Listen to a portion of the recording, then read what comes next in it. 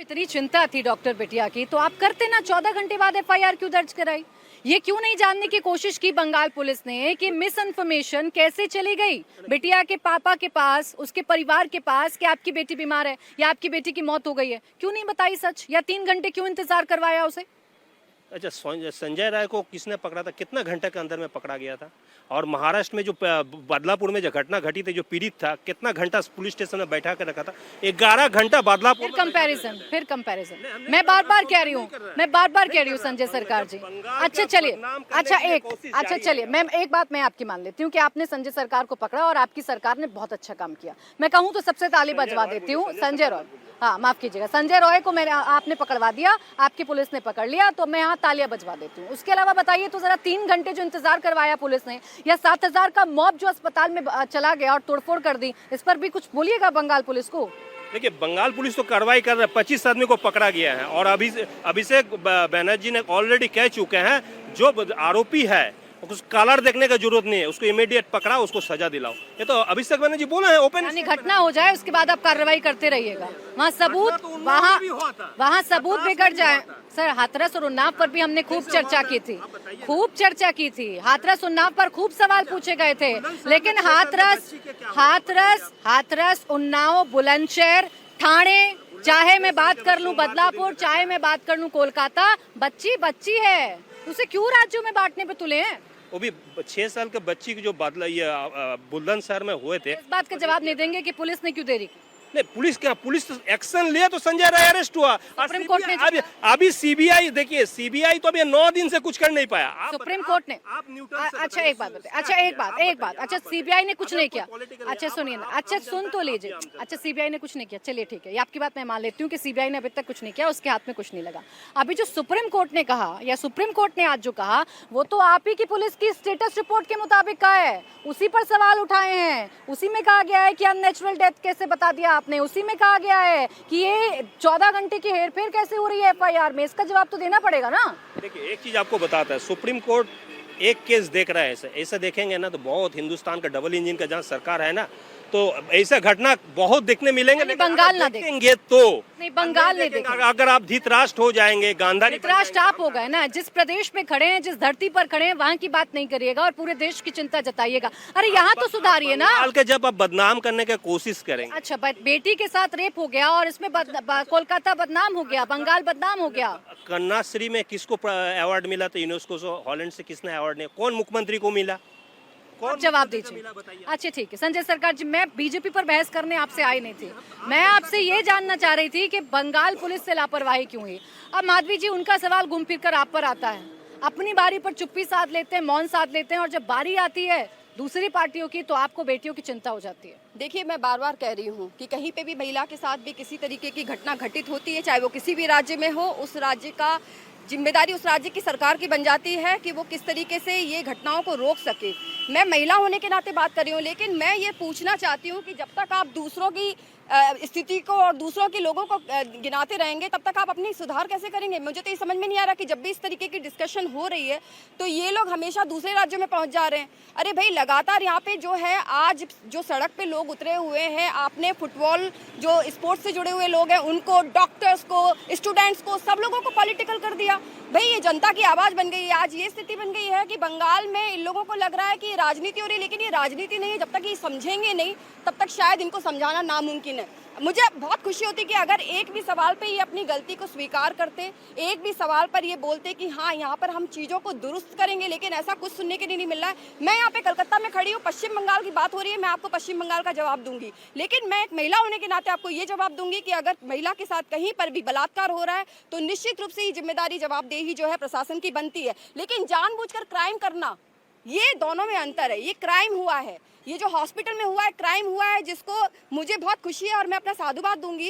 मतलब जिस तरीके से आकर सुप्रीम कोर्ट ने इसमें संज्ञान लिया और आकर सुनवाई शुरू की है, और सुप्रीम कोर्ट खुद बता रहा है कि किस तरीके से जानबूझकर छिपाने की कोशिश की है। हतप्रद है वो लोग कि 30 साल के करियर में हमने आज तक नहीं देखा कि सरकार आकर खुद अपराधियों का बचाव करी, जो कि यहाँ की नीति बन गई है।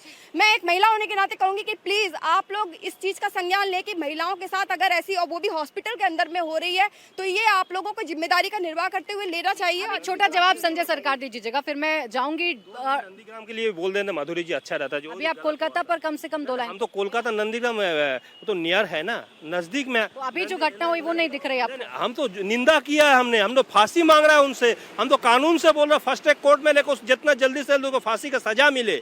जो अन्याय किया उसको माफ नहीं किया दिया जाता। अगर दूसरे कुछ कानून होता है तो वो भी कर सकते हैं उसमें, हम तो बोल रहे हैं इसके लिए। लेकिन नंदीग्राम में जो घटना घटा संवेदनशील जगह में, वहां पर भी माधुरी अग्रवाल को बोलना चाहिए अति निंदनीय घटना है, ये तालिबान शासन में नहीं होता, ये बोलना चाहिए।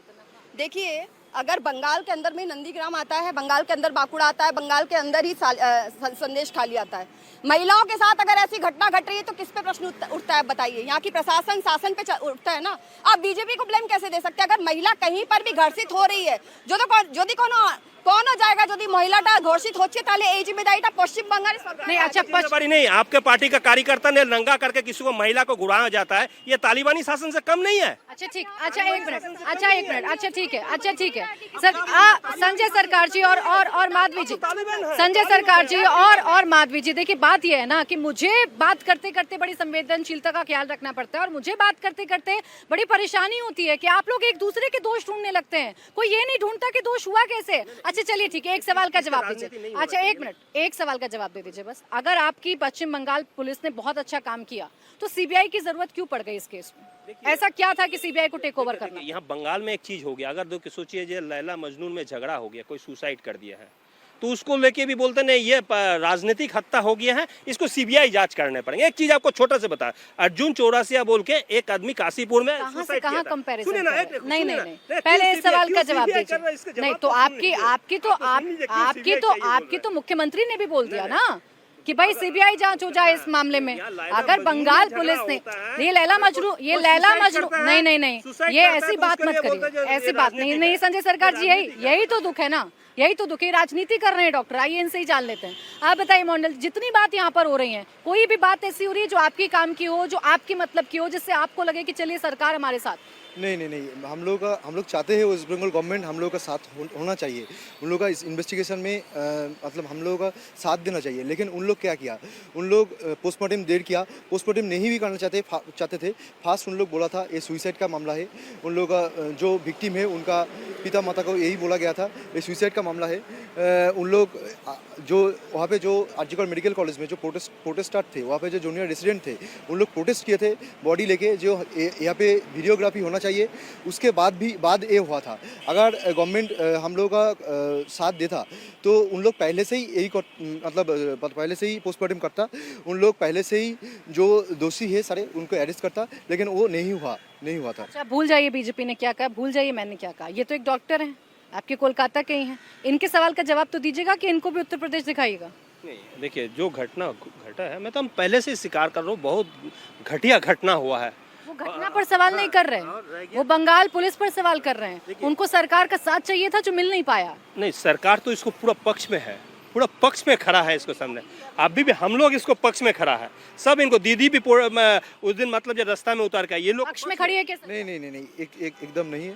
और भी हम मैं बोलना चाहता हूँ, जो 7000 मॉब था हम लोग का, जो वहाँ पे प्रोटेस्ट मंच था, वो भी वैंडलाइज किया है, इमरजेंसी बिल्डिंग वैंडलाइज किया है, और डॉक्टर को भी मारना चाहते थे।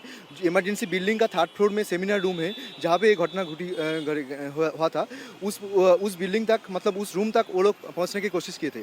उन लोग 3rd फ्लोर नहीं पहुँच पाए, उसका नीचे जो ENT वार्ड है उसमें भी वैंडलाइज किया था। तो उन लोग जो एविडेंस है वो मिटाने की कोशिश कर रहे हैं।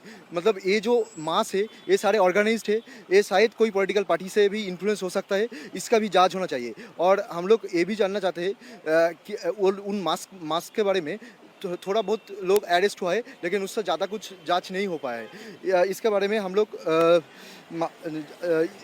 प्रॉपर इन्वेस्टिगेशन मांगते हैं। तो देखिए इन्वेस्टिगेशन मांगी जा रही है और सवाल पूछे जा रहे हैं बंगाल पुलिस से, सवाल पूछे